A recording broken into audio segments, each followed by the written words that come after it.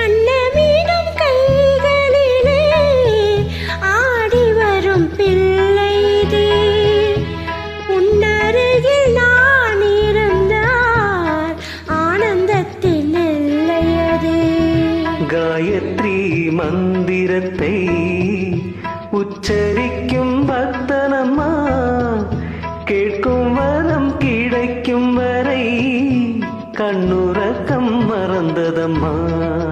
கண்ணனோரே கை குழந்தை, கண்கள் சொல்லும் பூங்கவிதை, கண்ணம் சிந்தும் தேனமுதை கொண்டு செல்லும் என் மனதை.